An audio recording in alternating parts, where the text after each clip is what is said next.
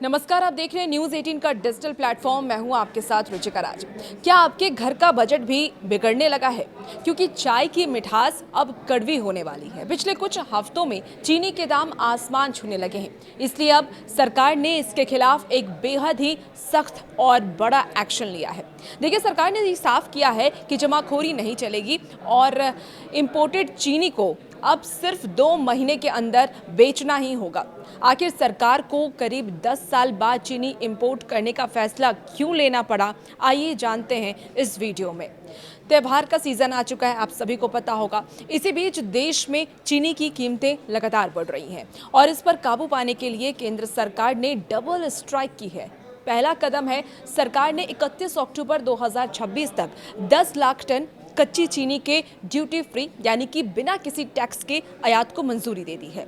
दूसरा और सबसे सख्त कदम है, सरकार ने आयात के नियम बेहद ही कड़े कर दिए हैं। अब व्यापारियों को इंपोर्ट की गई कच्ची चीनी को देश में आने के 60 दिन के भीतर यानी कि सिर्फ 2 महीने के अंदर प्रोसेस करके घरेलू बाजार में बेचना ही होगा।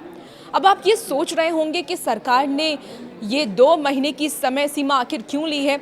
2 महीने से पहले भी तो ऐसा हो सकता था। देखिए, दरअसल सरकार को ये डर है कि कहीं कुछ बड़े व्यापारी और खरीदार इस चीनी को दबा करके ना बैठ जाए।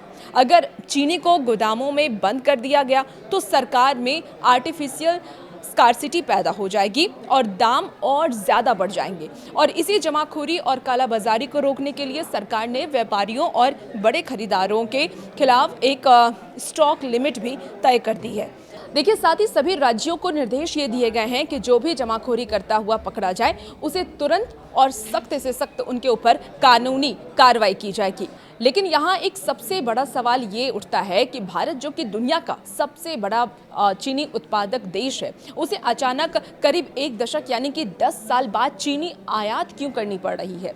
क्या देश में सचमुच चीनी की कोई भारी कमी है? इसका जवाब है ISMA यानी कि Indian sugar and bio energy manufacturers association ने इसका जवाब दिया है।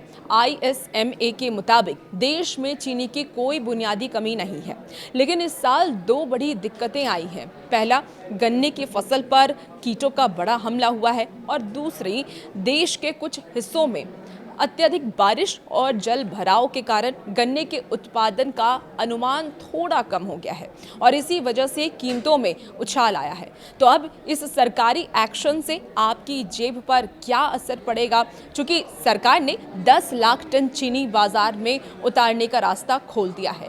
इससे सप्लाई में आ रही रुकावट तुरंत दूर होगी और 2 महीने में चीनी बेचने के नियम से बाजार में चीनी की बाढ़ आ जाएगी। जैसे कि त्योहारों, जैसे कि अभी आप सभी को पता, रक्षाबंधन है, 28 को गणेश चतुर्थी है, दीपावली है, इस दौरान चीनी के दाम कंट्रोल में रहेंगे। एक्सपर्ट्स का ये भी मानना है कि आने वाले दिनों में खुदरा बाजार में चीनी की कीमतें फिर से नीचे आ सकती हैं।